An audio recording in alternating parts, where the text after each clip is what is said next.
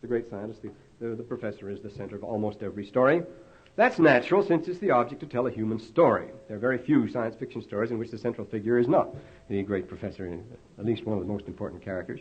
The layman writer worships the great scientist as a superman, but the scientists writing scientific have been more than willing to go along. The scientists' description of themselves are either hypercritical or very flattering, one or the other.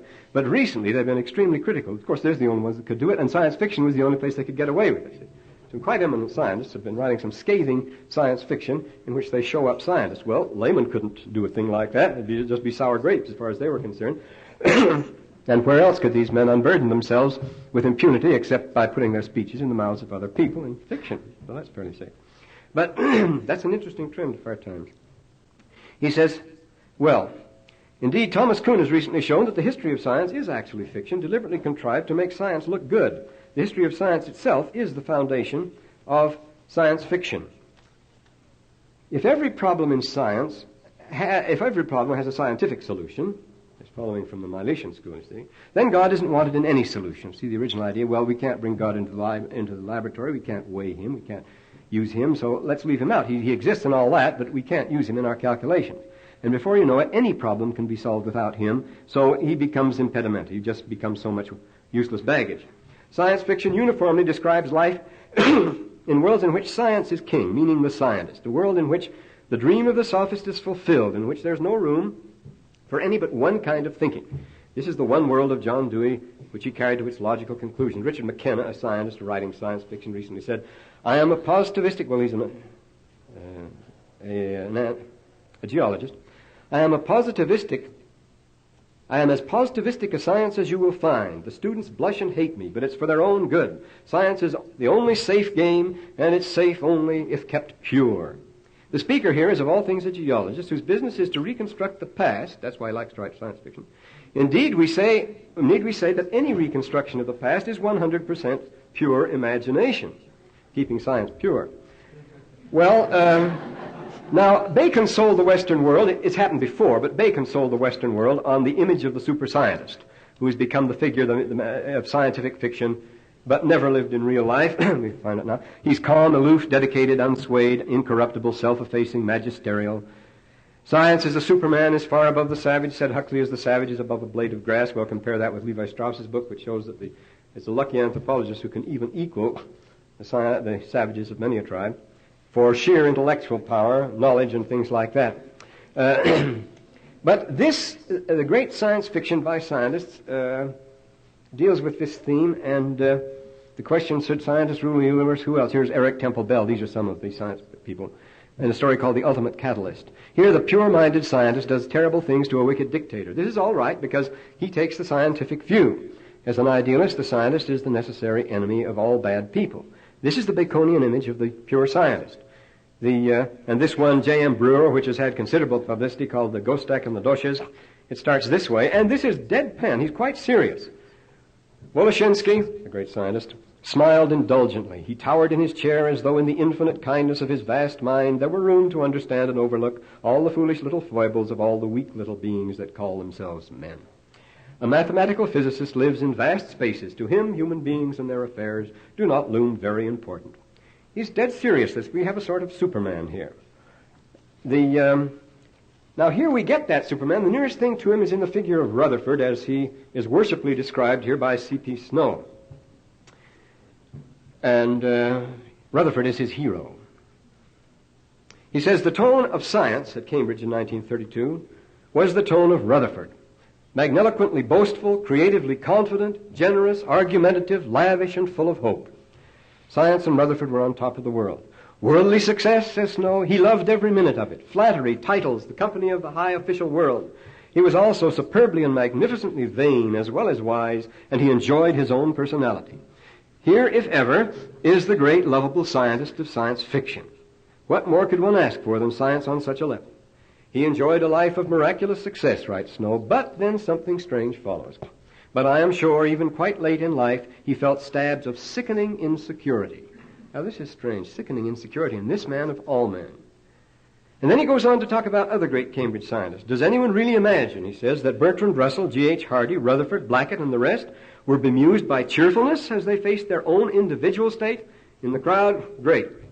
They were the leaders. They were top men. They were worshipped. But by themselves, he says, they believed with the same certainty that they believed in Rutherford's atom that they were going after this mortal life into annihilation. Against this, they had only to offer, he says, the nature of scientific activity, its complete success on its own terms. It itself is a source of happiness, but it's whistling in the dark when they're alone. And he gives some very interesting sketches of the odd ways these people behave. Only scientists dare criticize scientists as demigods, and they only in science fiction, as we mentioned before, and some of them have been pointing out there. Now,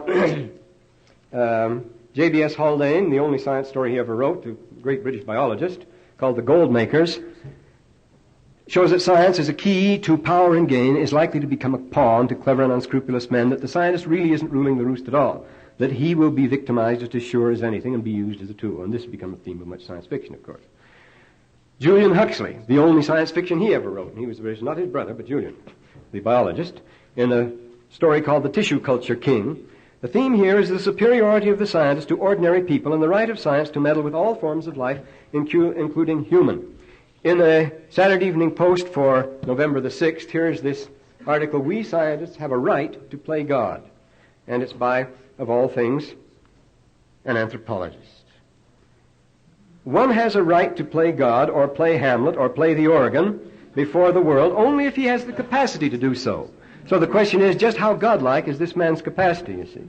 And so many stories by scientists, fiction, explode this myth of our great capacity because we break down to us, we hide behind our special. Well, I'll read you some passages here and show this.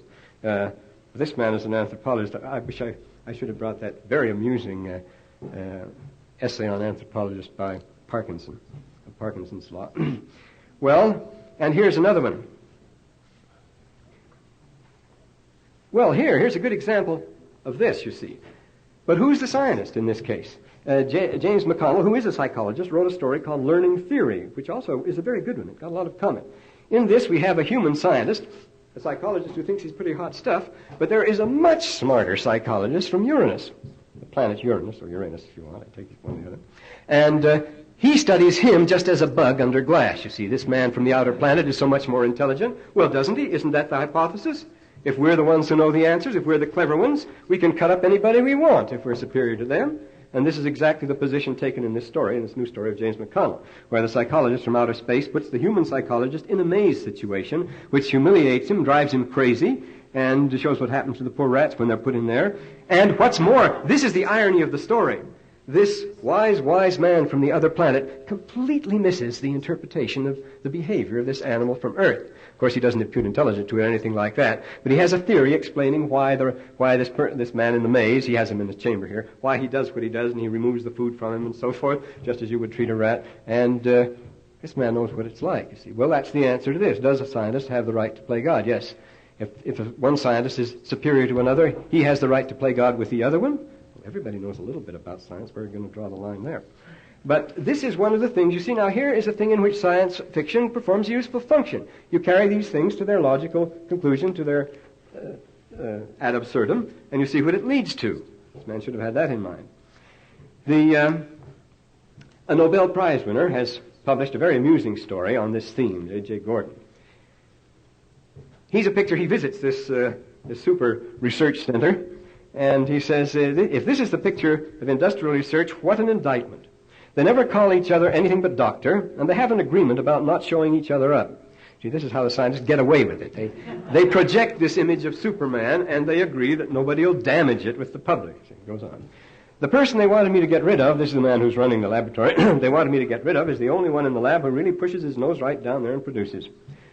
But he isn't a guild member, no PhD, so they dared attack him. The people were nice and clean in lab smocks, very serious and busy. Over each door was a group name. Operations, research, physics, organic chemistry, inorganic chemistry, electrical engineering, mechanical engineering, the works. Each group had its own warren, like special rabbits. Well, but the manager of the thing said, we keep the strain pure here, and you know what happened to the collie. Its nose got sharper and its head thinner till its brains were pushed out through its ears. A terrible, terrible thing, but what can I do? They've all got families to support.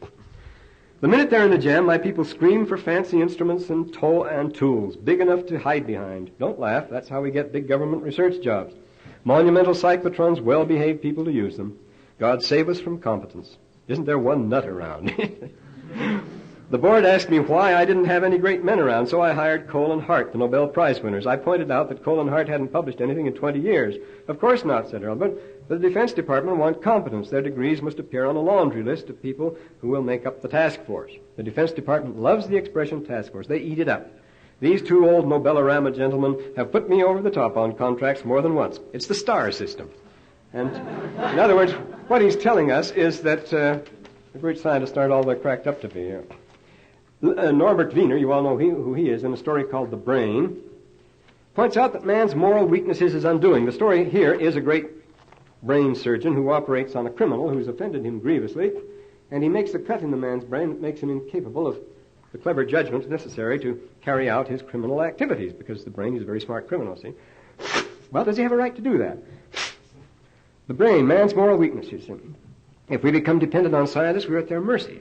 And the doctor who's about to operate says he doesn't like the idea at all. He says, it's an ugly business and I don't like it. Sometimes it cuts out a man's conscience, and pretty nearly every time it does eerie things to his judgment and personal balance. He wiped the gang out, but this is dangerous. Listen what this man writes here. Actually says this. We feel, he says, we feel free to exploit or destroy them as we think fit, all other forms of life. In contrast, we human beings habitually act as if other living species, animals or plants, exist only for our convenience. We feel free to exploit or destroy them as we see fit. It is true that some sentimental laymen have moral qualms about vivisection, but no orthodox scientist would ever have any hesitation about an experiment involving mere animals. See, here you are. We have the right to play God. Can we do this? This was that terrible story of H.G. Wells. The only one that ever kept me awake. I was a little kid when I read it. The Island of Dr. Moreau, where he does this very thing, you see. He cuts up animals, makes these terrible creatures with them. And here's one by Fred Hoyle, whom you all know, called The Black Cloud. And he says there, it isn't so much the volume of talk that surprises me among the scientists, it's the number of mistakes they've made. How often things have turned out differently from what they've expected. Well, they mustn't let the outsiders like us in on that sort of thing. But it takes a scientist to get away with something like that. And again, Norbert Wiener in a story called The Miracle of the Broom Closet, in which he does bring religion in which he shows that just a little teeny bit of religion may have a very upsetting effect. He says, in a long career, extended is his personal testimony here, in a long career extended over 40 years and 3 continents, I have never met the ideal scientist. This is the ideal scientist we're talking about. To upset a scientific experiment, all that requires is a very small miracle indeed. And with any devout and faithful servant praying, what can one expect, he says. But they're really cutting quite near the edge, you see. They don't have this, it's not this tremendous magisterial, this power and mastery, that the image that was projected in the early science fiction. And John R. Pierce, another scientist, in another famous story, is on the futility of mere quantification. This is what happened, he says, this is one of those after the Holocaust stories. In the world that experimental psychologists, he's an experimental psychologist, had pulled together from the chaos of nuclear destruction, no one cared to speak the obscenity that physics had become. Physics had become a dirty word, and physical scientists were taboo. They were hiding under rocks and bridges and things like that. The only people that were really respected were psychologists, and they were God now, you see.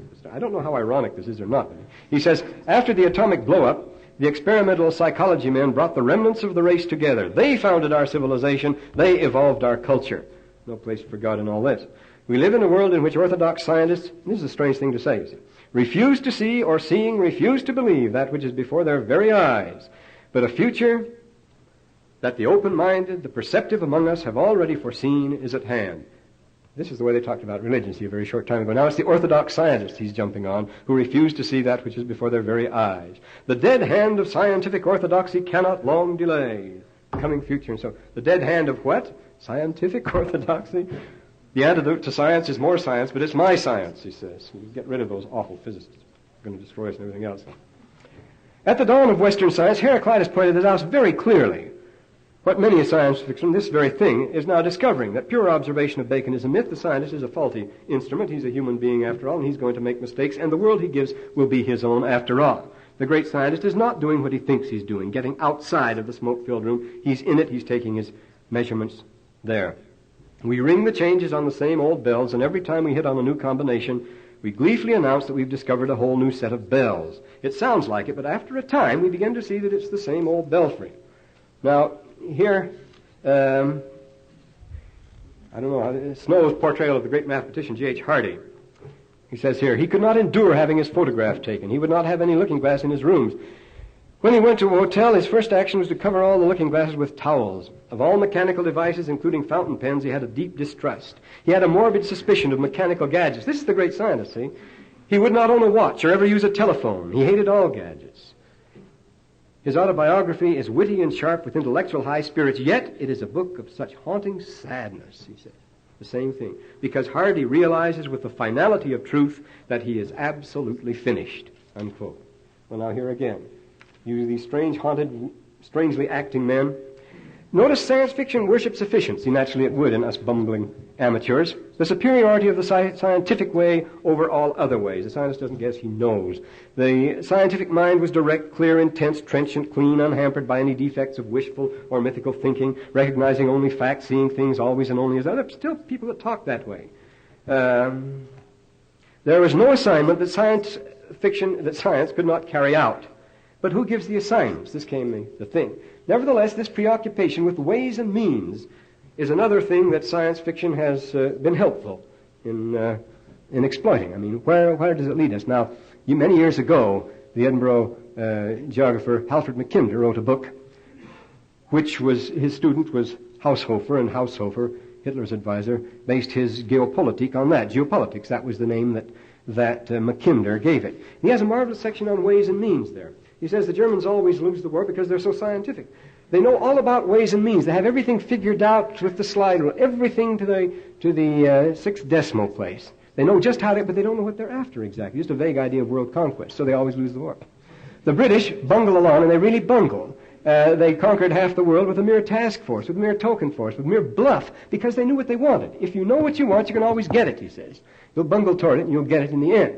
But if you just bog down in ways and means, you'll never get it. Well, science, he says, is preoccupation with ways and means, and science fiction's been first to point that out. In the Christian Science see what I'm thinking about now. Christian Scientific Monster, Christian Science Monitor, for February, very recently, just a week ago of this month, February 3rd, W.H. Pickering, the director of the Jet Propulsion Lab at Caltech, said, "We are building communication systems very close to the ultimate you can ever get. You can use more power, but we are near the ultimate in performance." Ultimate is a strong word. What happens to unending perfectibility when we are already very near the ultimate? The realization that perfectibility lies in another direction, in another dimension. So Pickering says it's not a question of how difficult such exploration is. Ways and means isn't the problem. He says we'll always get the gadgets if we know what we want. And then he's speaking here of going even beyond the planets to the stars. The ultimate in human achievement according to science fiction. But that isn't achievement at all, he says. The question is whether or not it's worthwhile, what we're doing.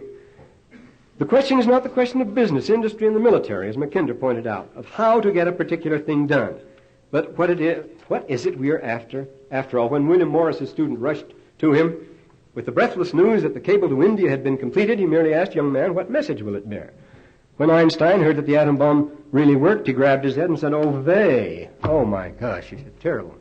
Just smashed him. He wasn't thrilled at all. Ted Sirius today is causing a terrific rumpus everywhere. He's this guy who gets drunk and then he can project images on film. Sometimes he can't, but sometimes he can. They've tested him all kinds. It seems that he can do it all right. But the mere fact that he makes images appear on film is considered a wonder, and it is. But what images? Nobody cares.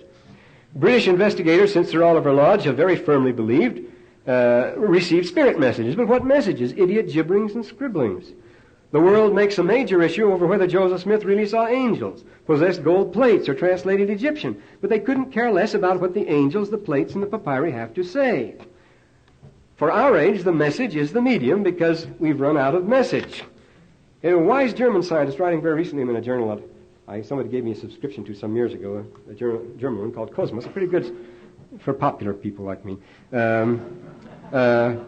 He wrote a very good leading editorial there, and the theme was that nothing could be more foolish than for science to do or make something simply because it hasn't been done before and can be done now. A few years ago, this would have been thought rank heresy. But why do we need to make all these things? The important thing, we know we can do it now. Why bother? It's like the hunter who reached such a height of efficiency that he now uses blanks or doesn't use shells at all. He's not interested. There's a story about that too, because it's really not sporting anymore. As long as he knows it can be done, a cobalt bomb can be made. Is that any reason for making it? We used to think, oh yes, think of the wonderful things we can do. Now this going forward without knowing where we're going, unable to think of any other goal but more power and more gain through more power, is the way of insanity. And a lot of stories point this out. From tales of ecstasy, then, science fiction, I'm going to hurry up here, quickly turned to tales of terror. Is there nothing in between? No, there isn't. Look at Snow's scientists, great scientists. They're manic depressive. They're either on top of the wave or they're in the dumps. Desperately haunted men. Because you are either going somewhere or you are going nowhere. If nowhere, no matter how great your eminence, how loud the shouting, it is but a brief, pathetic interlude, one moment in annihilation's waste. You're not going anywhere. The stars are setting in the caravan, makes for the dawn of nothing. Oh, make haste. This G. Conklin, in this collection of works by a great scientist, says, very few scientists write science fiction because real science is far more interesting. But the reason they have taken to writing it, first, for one reason, terror, for warning. They want to warn us, and they think this is a good medium for reaching the public. He says it's unfortunate they are not very successful. We're quoting now, he says, real science fiction by real scientists has strong and pertinent warnings on the dangers to society and certain applications of science or technology. And these soon are given up, however, because, he says, lack of impact of their first efforts at education through fiction. They think that this is their duty to the public, and they try their hand at it. For some reason, the stories don't cause the flurry they might, so they follow. But he says, no practicing scientist until well into the 20th century ever wrote science fiction. And then this little book here contains at least 75% of the science fiction written in English by science, but they're writing to warn us now. Science fiction has failed in the greatest promise of comfort and joy.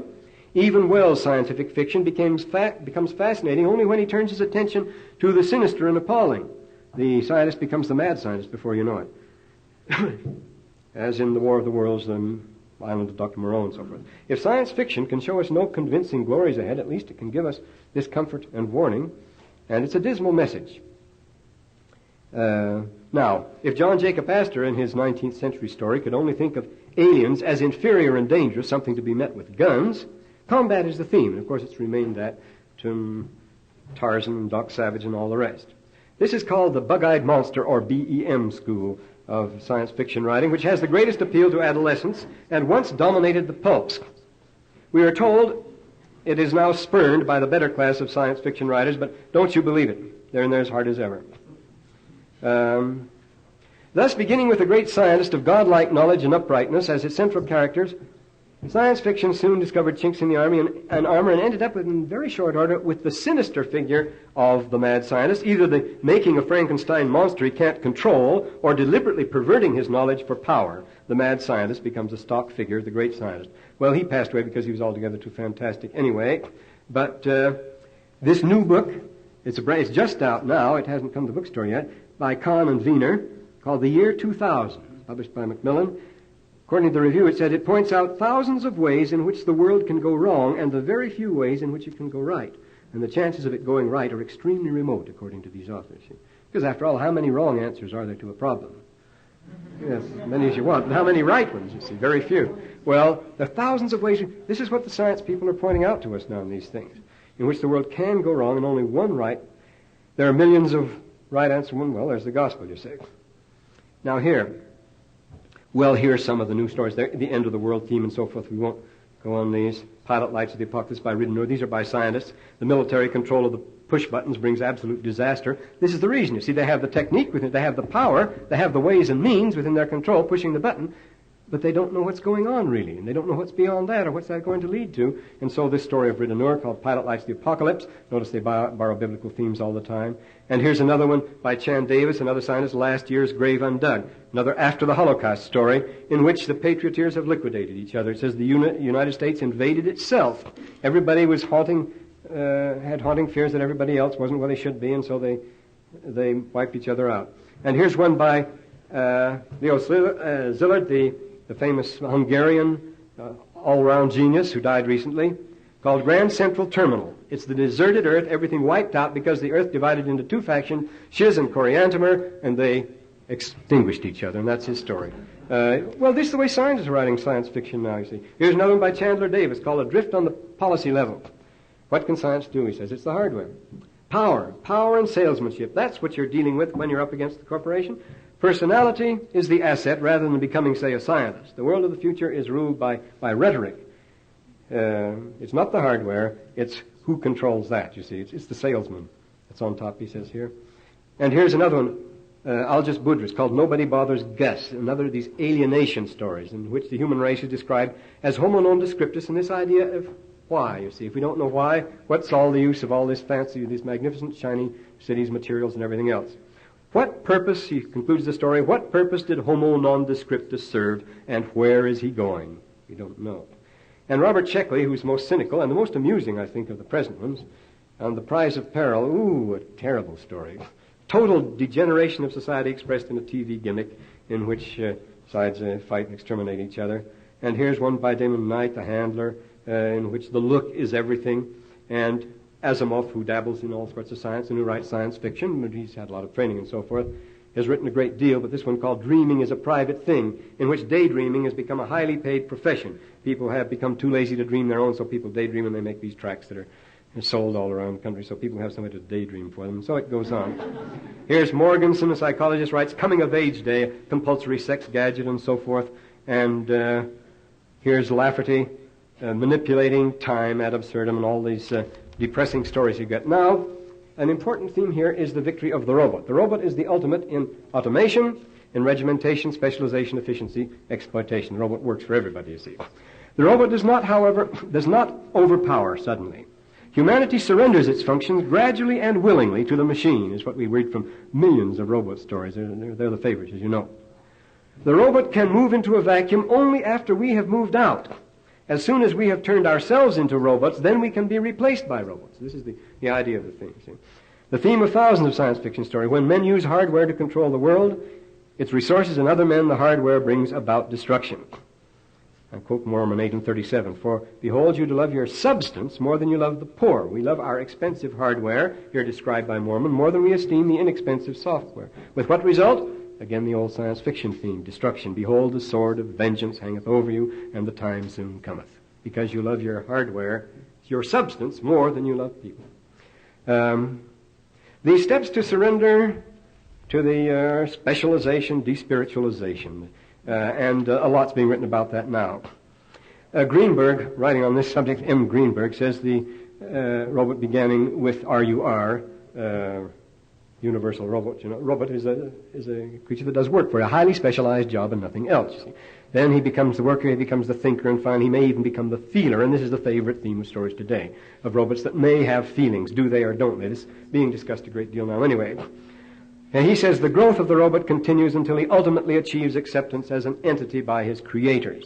The final phase is the inevitable ascent. In the inevitable ascent of man's servant is reached when man has disappeared and only a robotic civilization remains. A new cycle is begun when man is recreated by the beings he himself gave birth to.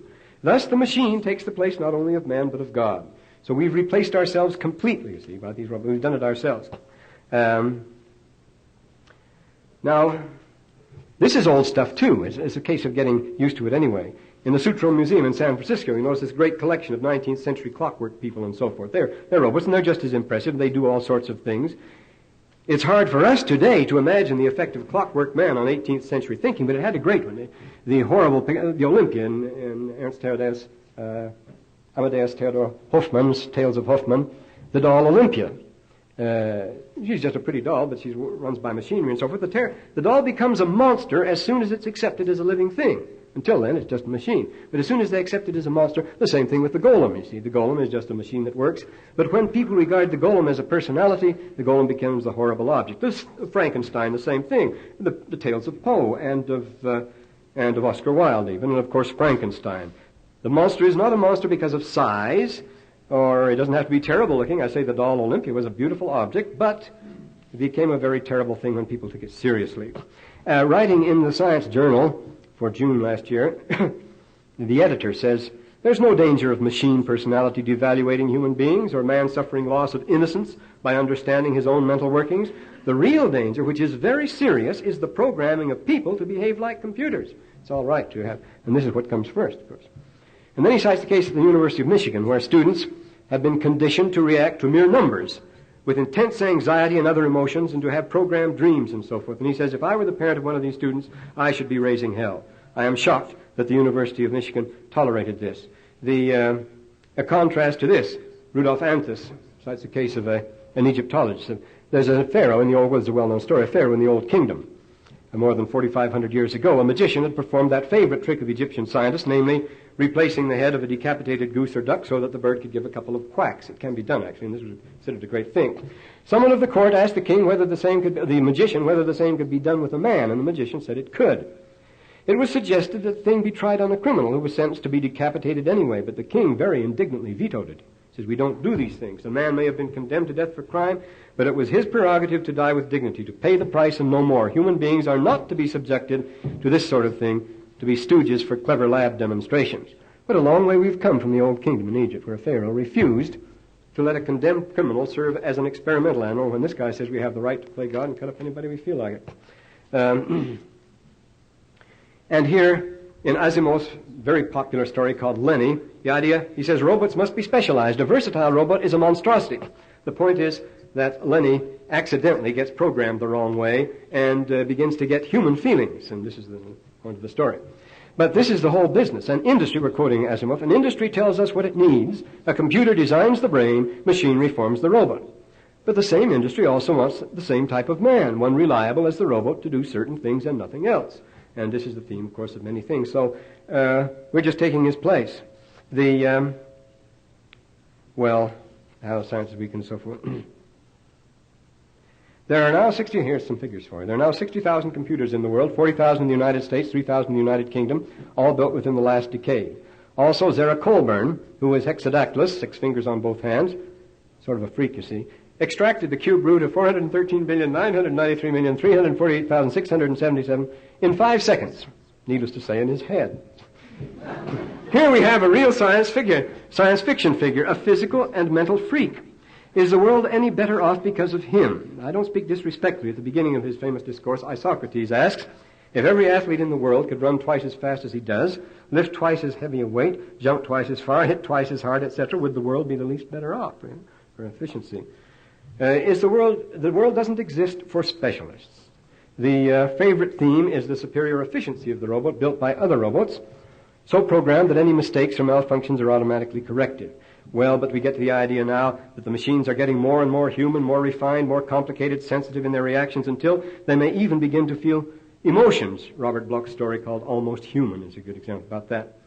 But with human emotions and human sensibilities, our robots, and human temper and tantrums and fears and misgivings and all the rest come human fallibility. They're the very stuff of which human fallibility are made. Computers usually work with much greater accuracy than the human brain, says M.S. Sutherland, the British computer man. But if any element in a computer becomes faulty, then catastrophic errors occur. There's a terrifying story on this theme by R. Goulart called Terminal in the 11th Annual. Very good one. The robots get old, their relays run out, wires get disconnected and things, and then all hell breaks loose. This is the point, you see. But, says Sutherland, in contrast to this, except in pathological conditions, the brain does not break down completely, and although much information processing is done rather inaccurately, to say the least, the result is almost never complete nonsense. Whereas if one thing goes wrong with the machine, the result is complete. In other words, the machine, while it functions, is at best an idiot savant. That's a savant, these people who can do fantastic things, but do just that, you see, and do it very well. If something goes wrong, like this man that could extract the cube root the way he did. If anything goes wrong, as things do go wrong in the material as well as the spiritual world, all is lost. We give some examples of that here. Manipulation. Here, speaking of this very thing, there was a whole issue of the Science Journal devoted to intelligent machines, incidentally, and the editor writes here, I believe that diversity is rewarding in itself, and deplore the way in which the world is tending to a single universal culture, which used to be thought a great blessing, you see. This was the way, when I was in high school, this was the thing we looked forward to, a great universal single culture, and not even a very admirable one. I regard respect for life as the touchstone of ethics, and then he notes the 240 species of animals are now threatened with extinction. And you see, here's the gospel comes in too, because God has commanded that all forms of life should multiply and fulfill the measure of their creation, that every form of life might have joy therein. Well, how very different, you see, from coming on and saying, we'll just specialize in this or that or do that and so forth. Another award goes to Jack Vance, who wrote a story that's exciting. The usual thing, the mechs have revolted. This is a new story. You'd think it was written 40 years ago. Where the mech brain, actually the mechanical man, but it's from another world, we've made them work for us here. The mech brain falls short as in its lack of emotional color. One mech is precisely like another. They serve us efficiently because they thought nothing about their condition. They neither loved us nor hated us, nor do they now. Why did they revolt? That has a familiar ring, doesn't it? The answer is just as unoriginal as the question, because they do not like to be serving somebody else all the time, because the world is too small for two races, one exploiting the other. And this is supposed to be original science fiction. Well, I'm going to... Now, this... one of my children has a psychology book by A.A. Bronca called Psychology, the Science of Behavior. On the flyleaf and covers are 3 photographs of a rat in a box. Never mind, the poor rat is almost certainly crazy, driven insane by the ways of science. There's a good article on that recently, that these animals are not living under normal conditions. They very soon lose their balance. You're not dealing with a normal creature at all in a maze. Never mind that. In the inky tracks that show his wanderings in the box, our school children are told we have a sure index to the workings of the mind.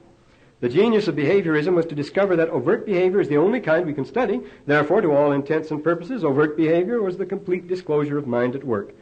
It's the story of the lost keys. We look in this place not because we think we lost them anywhere near here, but because conditions for looking are much more convenient and comfortable than elsewhere. We search for the mind in a rat maze because it's easy to make mazes and put rats in them. But the psychology of science... Psychology, the science of behavior, is the equivalent of religion, the science of bells and steeples, or patriotism, the study of firecrackers.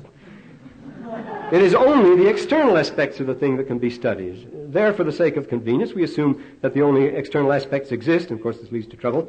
But a big issue of today, and this is being discussed a great deal, is do computers think? I won't go into that, but a short while ago, this German science journal I get had an editorial in which they asked the question, and this has started a furor over there. You have no idea what's been going on. A short while ago, this German science journal asked the question, does a tea strainer think?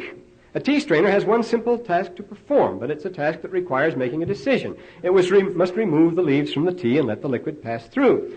In this act of selectivity, the editor points out, the tea strainer does just what a computer does. So if a computer thinks, so does a tea strainer.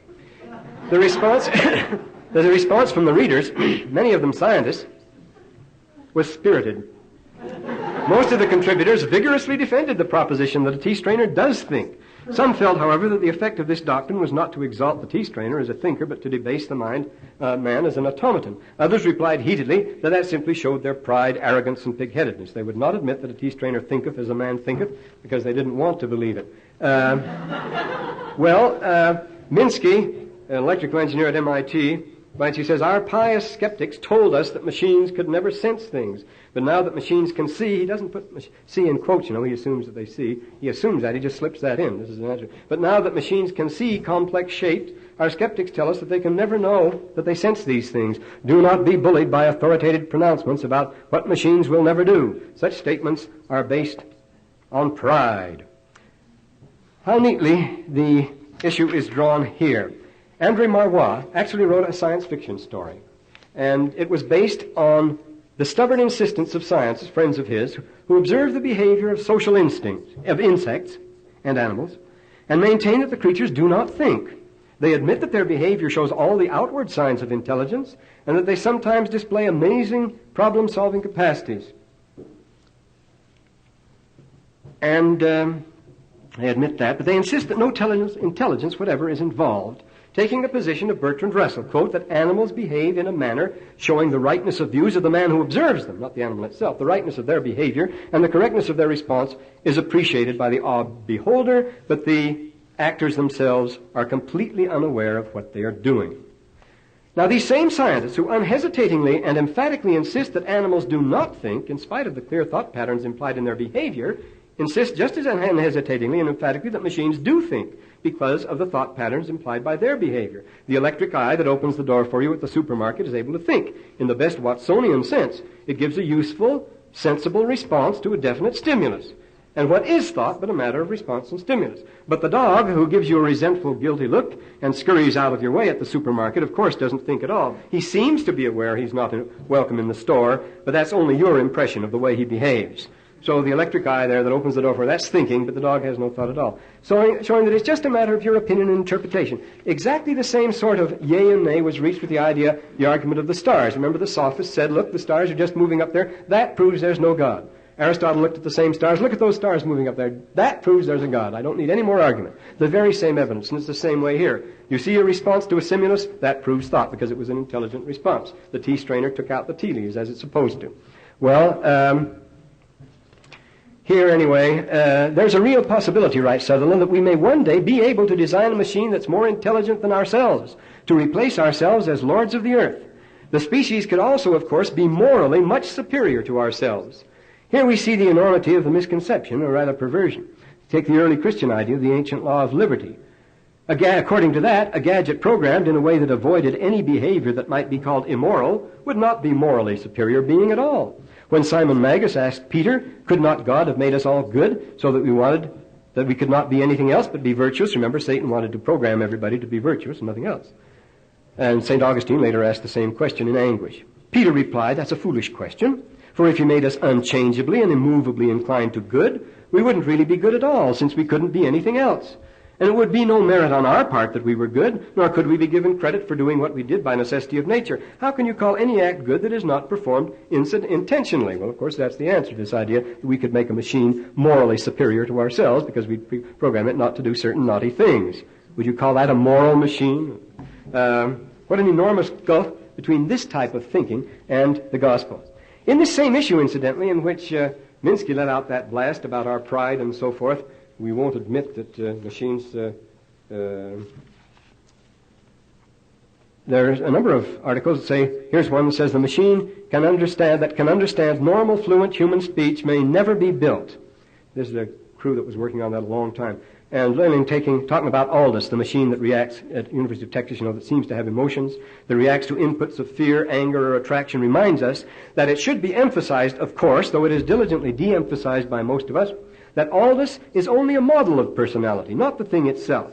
Thus, when I speak of Aldous's fear, I refer to a numerical variable in the program that takes on different forms to represent different degrees of fear. The model or computer does not feel frightened, and he underlines that, any more than a molecular model made out of plastic balls and wooden dowels will enter into a real chemical combination. The introspection routine in Aldous can report on certain of its states because it was constructed to do so. It's not a pipeline to some ghostly inner world of the computer. So this argument goes on. But it's a theme of many science fiction stories today, as you know. Here, another man writing, this is George, this man George who's in charge of the program in England for computers. He says, Aldous simulates emotions, sometimes deceptively like the real thing. If you build an imitation human response into a machine, you've cheated. You have not done anything really interesting, however practical. Now, it's precisely this dissimulation that is the satanic part of the machines, just dissimulating. So we want to look out that we don't get programmed. Now, the basic characteristic of science fiction is its unoriginality. It is, as Miss Merrill says, a commentary on present conditions. What will happen if they're allowed to go on? As such, it can perform a valuable critical function. The stock theme of science fictions are the wonderful journey, including time travel, the wonderful invention, including the time machine, the end of the world, especially today, after the Holocaust, after the atom bomb, then beginning the new world and so forth. Big and little, we mentioned before, mere size, the conquest, the war of the worlds, galactic empires, strange visitors, including the bug-eyed monsters, and visitors better than people on our world. A story called Susan that got a lot of comment. The duel is a great favorite today. Magnificent fighting machine dueling to the last and wiping out, you see. Nothing else to think of but that. The duel, all kinds of duels, the last survivor, lights out and so forth. The breakdown of the machine, including the revolt of the robots. Strange worlds, usually pure description, far future or far away in distance, and a man coping with the challenge of strange environments, just descriptive. Or boy meets girl. Humanity is the same in all environments. Man meets rival. And alienation, a great theme today for us. Now, every one of these themes is biblical. This is the interesting thing. And often they use biblical terms in their titles, showing where they came from. Science fiction, with the advantage of modern science, thinks it can describe and interpret more accurately than the Scriptures. I think the result is rather pathetic. So this is what's happening today. Now, this Aldous, who's editing the stuff in the latest anthology, says this. This is this one here. He says they're really running out of ideas. They've run out. We have nothing to offer anymore. He says, once daring assumptions are no longer daring. They are cliches. Originally, they had bold and imaginative thinking behind them. Now, they merely annihilate thinking. And here's an article in the last issue of Cosmos. This journal I got, I'm referring to that again. You seem to have quite the scientist. I get a German science journal. But the leading article is by Professor Werner Braunig, entitled 1968 Brought No Revolutionary Physical Discoveries. Compared with 59, with 57, 58, and 60, it was quite barren. Then Aldous goes on. He says, in the science fiction we're getting today, he says, we can't find, he's trying to get a good anthology. He says, you can't find any good stuff. The decay of language that always goes hand in hand with the decay of ideas is what we find. There's no science here, no imagination. Spaceship tales, robot tales, invention tales, these old themes roll forth, clad in dead language. Guys still fight over the last oxygen cylinder on Mars. The great, big, wonderful world of Western technology goes rolling on, but nothing is being done about it. Isn't it because the great, big, wonderful world of Western technology itself is plainly going nowhere? Not my own comment, you see. Science fiction, after all, is simply reacting to the emptiness of the material it depends on. The antics of Tarzan and Fu Manchu are almost perfectly representative of the time of science fiction appearing in the contemporary catalogs. The super brain and super brawn of man outcalculates, outwits, outcomputes hordes of robots and other monsters, mechanical or organic, and it's all on the level of naked power, right out of the world of the jinns of 1001 Nights. Isn't that the world we live in already? This is the science fiction that appeals to us most. So we get the apocalyptic stories, and no matter how negative science fiction has become, it still can't be original. The worst you can think of has already happened, as far as that goes. Go into that. I could give you some. That wouldn't be science fiction, though. It really does seem that the effect of every major scientific discovery has been to make men lose their sense of balance, the sense of dependence on anything but themselves. The new physics, says Plutarch, a wonderful passage in Socrates, talking about this. He says, when I was a kid and went to school, science knew all the answers. We knew that the brain was the center of everything, and we were on top of the world. We were just too cocky for anything. He describes that. Plutarch's talking about the same thing. He says, the new physics taught people to despise all the superstitious fears, which the awe-inspiring signs in the heavens arouse in those who are ignorant of the real cause of things. From then on, the sophists carried the ball as ardent debunkers of all that was not science. The Milesian school claimed again and again to have discovered the basic principles and elements of all existence. In launching the program of modern science, Bacon announced that if he could just enjoy one season of uninterrupted work, he would be able to embrace all knowledge in a single system, to which he discovered the key. Newton's discoveries were held to answer all the essential problems of cosmology for all time. By a simple rule of thumb, Darwin explained forever the origin of all forms of life. Freud, by a single stroke, solved all our psychological problems. Grimm's law explained the nature of all language. The computers finally can solve all problems of any kind. It seems that every breakthrough is this is the immediate response, as Whitehead says. It's always the same old story. At last we have it. Even though we had it before again and again and again, and it turned out to be wrong. But no, at last we do have it. The most wonderful machines have already been invented long ago. We think of our computing machines as intelligent entities because we're not used to living with them, that's all. A punched card or magnetized tape, when stored away, we think of as memory.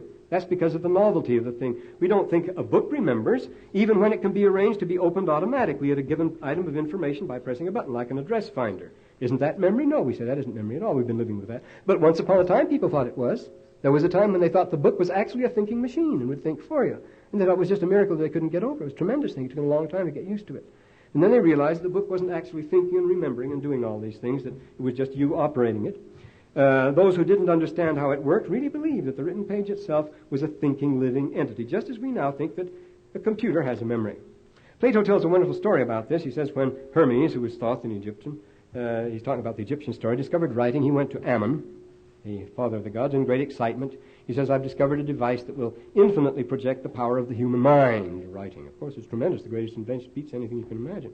But he was wrong, as Ammon immediately pointed out to him. This will not aid men's mental powers, he said, but cripple them. It will seriously damage their power both to think and to remember. In the end, no gadget makes us better off.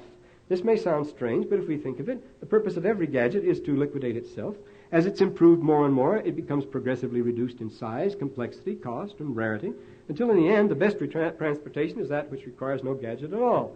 Gigantic transformers, cables, massive wheels, rails, enormous computers filling whole buildings, ponderous weapons, monstrous machines, all those belong to the essentially barbaric world. So science fiction, now experience, is teaching us, and they're going into mental things, Paget, people like that writing about. The ultimate achievement is to do what we want to do without depending on gadgets. The best gadget is no gadget. Here's some stories on that. But now this idea of futility, Chad Oliver, these are new ones. This is, the hero says, hell, I sometimes think there's nothing as dull as constant, everlasting change. The devil of it is, there's just plain nothing new under the sun, to coin an inspired phrase. See? There's nothing behind the door. There's just more of the same. That's what they're telling us now. Fritz Lieber, who's written a lot of junk, writes a story called Mariana with a closing line, annihilation brings unutterable relief. The idea, a favorite theme of Heinlein and so forth, when we solved all our problems, so we've licked the biological problems, we've even licked the problem of death and so forth, and then what do? We sit around and we're bored to tears, yearning for death. The only problem, the only thing we're trying to get now. Because we have nothing to live for anyway. See, without the gospel, it's complete hollow. This is the surprising thing. And more stories on this thing. One called Traveler's Rest by Masson. There's this perennial war going on in the world all the time. Ordinary people bothered little about the war. Their spare mental energies were spent in a vast selection of play and ploys, making, representing, creating, relishing, criticizing, theorizing, discussing, arranging, organizing, cooperating.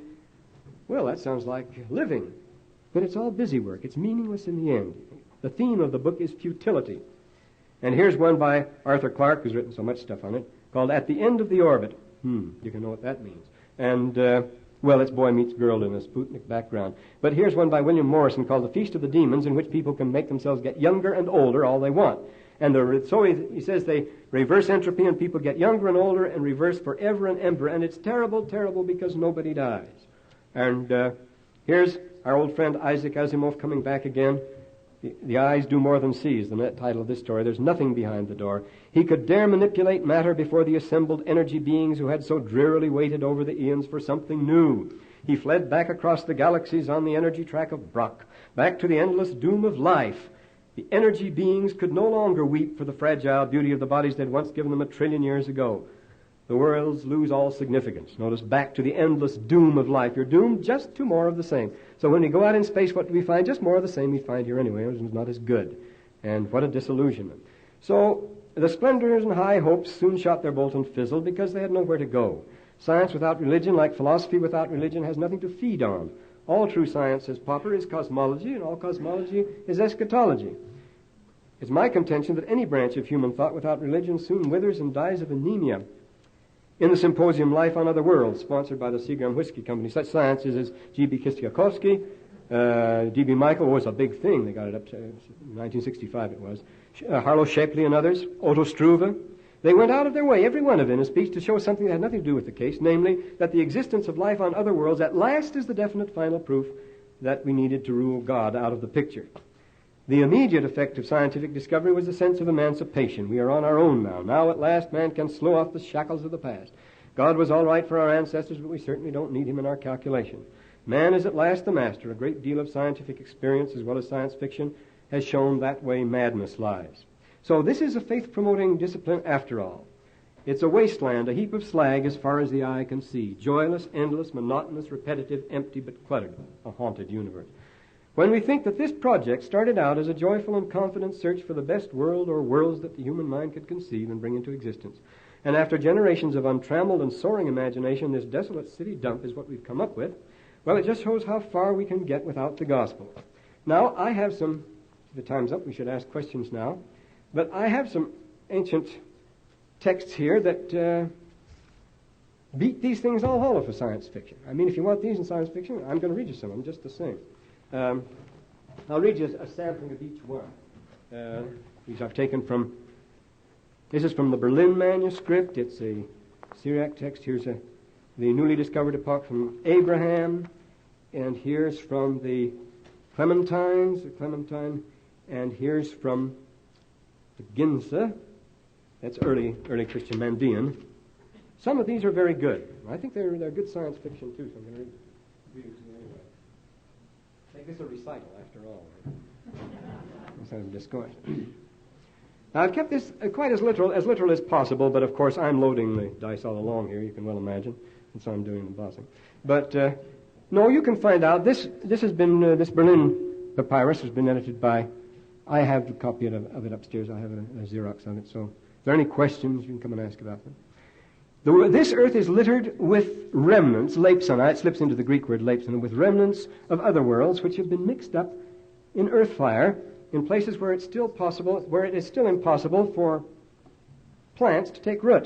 There are desolate places on the earth. He's talking about the forms of creation. This is supposed to be the Lord talking to the apostles, incidentally, showing how fantastic this is. Now he says, they asked him, but what about the material that is still out there in orbit? The apostles asked the Lord.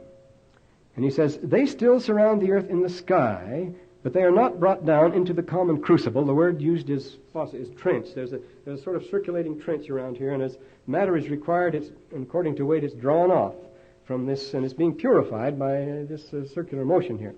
And he says it's first poured down upon the earth and then swept together and thrown into a pit, a sort of crucible.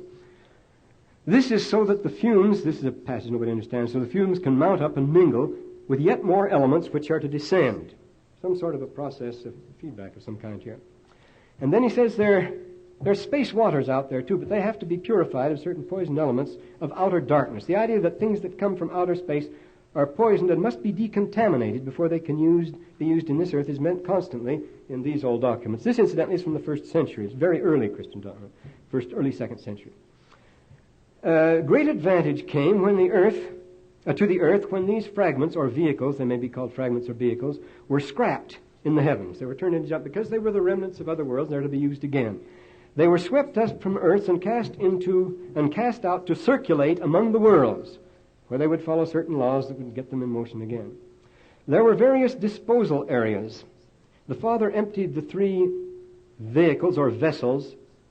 Manjura means elements, actually. Manjura is the word that's used here. The 3 elements or vessels, or what you call them. The Father emptied the 3 elements. They are, namely, water, dark, heavy stuff, and fire, which have to be used in all these processes from heaven. He empties them together in dumps at the edge of the firmament, or else he pours them out upon the earth. After that, they'll be swept away from the earth to some other place. Each is a deposit of stuff being poured out in a particular place where it's to be kept until it will be needed, and again clothed with the 3 forms of wind, water, and fire, which are the 3 great forces of metamorphosis and erosion that make a world. See, notice, wind, this makes erosion, and heat, and water. Wind, water, the 3 great erosion forces. When they're used in a solid body, then he says we start making the world. Well, this sort of stuff you can dream about, you know. He revealed to me that this earth was established, how this earth was established, how the sons of light came down in ships and purified the light and removed the slag and the aporoia, the stuff that is poured off. That's the slag, the aporoia, the stuff that melts, the scum that's taken off. What do they call it at the mill, you know, slag. To a dump. They move it to a dump. There are 5 types of depositories from which 5 elements come as they're necessarily used. Some earths use more than another. What we call the elements, however, are the energy which is in all things. In the womb of the earth, the elements are gathered and fused and poured out. And so we get this amazing picture of a physical process of creation. We get dim visions. Of course, you may say, well, that's a mess, and it certainly is, but it's the sort of thing that Isaac Asimov gives you. I mean, it's as good as any science fiction you get today, considering when it was. And here's from an interesting one from the Apocalypse of Abraham. Abraham's taken with him. Now this, you see, the wonderful journey. Science fiction begins with the wonderful journey. Well, the whole field of testamentary literature and testaments, lots of new ones have been discovered recently. Any prophet you can name or any apostle has a testament, and the testament always ends with a great trip, a guided tour through the universe. And he usually gets in a vessel of some sort, and he carries around and he inspects things. And here it is in the Testament of Abraham. It's called the Apocalypse of Abraham here. He sees an indescribably their approach, and here he continues, in heaven the angel arrives, and they pass with violent winds to heaven above the firmament. And he sees an indescribably mighty light, and within the light there's a vast seething fire, and within there's a great host of moving, changing forms, moving within each other, of mighty forms that exchange with each other and constantly change their forms as they go and as they come and alter themselves. And they seem to call out to each other. There's strange, confused noises. And Abraham asks the angel, what's it all about? Why have you brought me here? He says, I can't see anything. I don't know what's going on. I've become weak. I think I'm out of my mind. The angel says, stay close to me and don't be afraid. The angel himself is beginning to shake, though. We're seeing too much. Then they were wrapped in fire and heard a voice in a mighty rushing waters. And Abraham wanted to fall down on his face and worship. But there was no more earth under their feet and nothing to fall on. And so he's in it. So they're just up there suspended. And then Abraham cries out with all his voice, and the angel cries at the same time, O God, O thou who hast brought order into this terrible confusion, into the great confusion of the universe, and who has renewed the worlds of the righteous. This idea that there is a power that actually can master these terrible forces, which just to contemplate them is absolutely appalling. I mean, you think of the forces, that they actually should have been organized. Well, this is a thing that the great Catholic fellow who just died, the paleontologist, what's his name? I forget his name. I'll think of it in a second. Says, look, man is the most refined being there is. He's much more complicated in chemistry and everything else than I keep thinking of Fustel de Coulanges, but it's like that. But he's far more complicated than a star, than a giant star, or a star system, or a galaxy. This must be the end product of the thing, and to be organized and controlled and be able to carry on like this, with all these terrible forces unleashed all around him. This is an appalling performance, see? And this is the story of Abraham here. He sees this and said, and yet there's a God who can actually bring worlds out of this, where the righteous can dwell. It's quite an idea. And here's one from very early Christian writing, one of the Clementines. And this shows that the legitimate questions, this is the earliest writing we have after the New Testament, as a matter of fact, that the questions that interested the early Christians were the legitimate questions they asked, and the questions that churches say, well, you're not supposed to ask that, but this is just the thing. Clement said he'd been to school, the university, and they couldn't answer the questions there, and the only person that could answer these was Peter. So he goes to school and he asks the questions, is there life after death? Is there a pre-existence? If we live after, will we remember this life? Why don't we remember the pre-existence? When was the world created? What existed before that? If the world was created, will it pass away? And then what? Will we feel things when we cannot feel now? The things we cannot feel now? He says he could not shake the immortalitatis cupito, the desire to go on living, from his mind. It was these questions, he said, that led me to seek for the true light. And notice they're primarily scientific questions, but they are the basic religious questions too, aren't they? He's asking actually religious questions. They say, oh no, this doesn't have anything to do with religion. Yes, we say, yes, it does. The doctors, he says, could not give him any answers, but they gave him a lot of clever talk, but nothing else. The pagan philosophers scared him when he was young out of his wits with stories of hellfire and so forth. That comes from the pagan schools, and he never learned that from the Christians, this hellfire. And then he finally goes to Palestine. He's a rich young kid, and he can afford it, and goes to Palestine, and he sees Peter during a conference of the church, and puts these questions to him straight and gets his answers. And he asks, is the soul mortal or immortal? Was the world created? Why? Can it be dissolved? Will another world take its place? Will there be something better after it? Or will there be anything at all after this world? And then Peter explains to him how it is. He says, it's important that I find out these things. The important questions are, first of all, what came first of all? What was the immediate direct cause of anything, if anything? By whom, through whom, and for whom were things created? Of one, two, or many substances? How many substances are there? And whether these substances themselves came out of nothing or not, or out of something. If there is any virtue, and incidentally, the answers that Peter gives him to these are very interesting, but they're legitimate too. Well, we have a lot of these here. In other worlds, here's an interesting thing, the early Mandaean Christian writings. In other worlds, those in other worlds move with great, almost instantaneous speed, as quickly as human thought, so that in a single hour they reach a distant place. Their motion, however, is calm and effortless, like the rays of the sun passing between heaven and earth. Now the Father ordered Hebel-Ziba, that's Abel, to make a world and to place Adam and Eve in it. And the three angels of glory and light should come down and instruct them and visit Adam and keep him company. God said to the pure sent one, who was to lead this delegation, go, call Adam and Eve and all their posterity and teach them concerning everything about the King of Light and the worlds of light. Be friendly with Adam and give him company, Yes, and give him company, you and the 2 angels that will be with you, and warn them against Satan. So the 3 angels are instructed to go down and teach Adam the law of chastity. And Adam was told, we will also send helpers to those of your progeny who seek further light and knowledge from us. And this was the principle that was given to them. But this business of the beings visiting the other worlds, now there's a lot on that. Here the evil one complains about this. Here another version says, he sent down the sent one to help men and to help them get back to his presence where they had come from. And he spread a table for Adam and Eve, and he instructed them there. And then the evil ones complained, and they said, the children of men have taken over the earth. They are strangers who speak the language of those 3 men who visited them. They've accepted the teachings of the 3 men and rejected us and our own world. So they plot against us. And they say that Manda Dahaya is coming to give them aid and support. The evil ones say, these 3 men are in this world, but they are not men, but they are beings of light and glory. They're trespassing on our territory.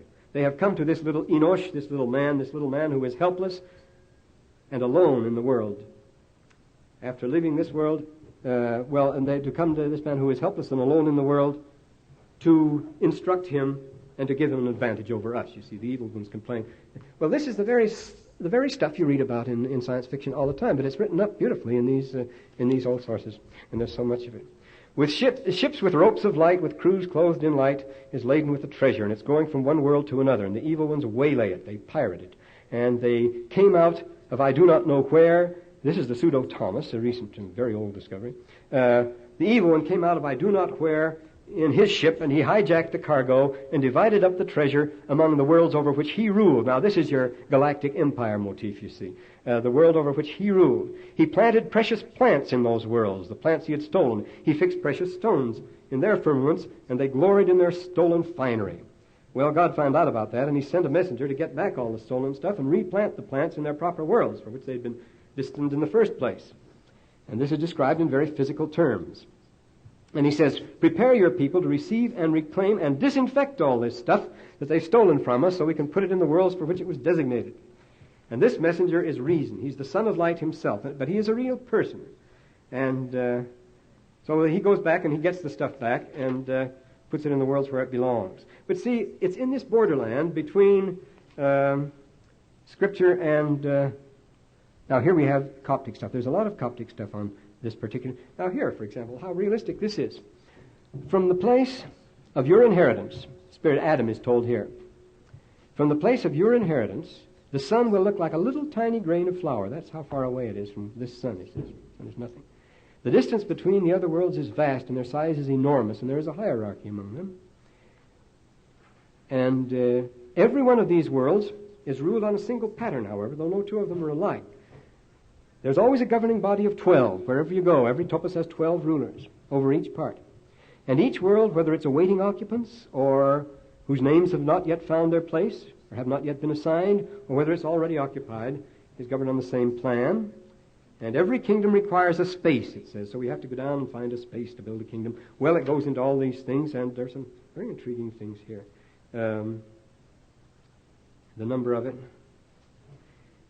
My father laid his hand upon my head and gave me the name of Hibble-Jabba, and he created for me a world containing 10,000 times 10,000 light worlds of light with 360 mighty inner Jordans, and every one of these had 360,000 Uthras, and every Sakina had 360,000 Sakinas, and every world was different.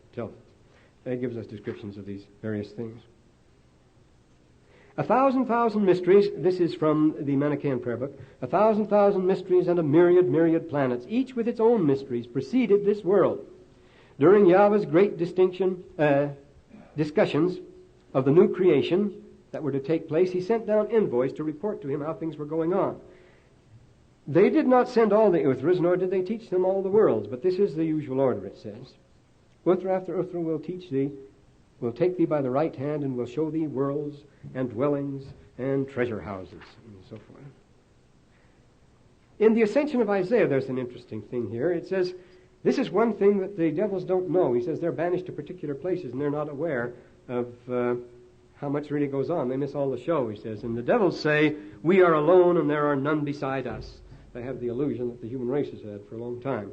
Well, we've taken up enough time with this, and if there are no questions, I think we can... Naturally, I can't answer any scientific questions, and naturally, any questions about fiction I can slough off, get rid of. Oh, very interesting. Yes, I said some of these things. Well, anyway, it's too late to go home. Hey, bear my testimony. Can't stop without this. Now, do I need to bear my testimony? Now, what else is there but the gospel, brothers and sisters? If I didn't believe it, I jolly well have to, but I don't believe it for that reason. I believe it because it's true, and I hope we all get testimonies of the gospel in the name of Jesus Christ. Amen.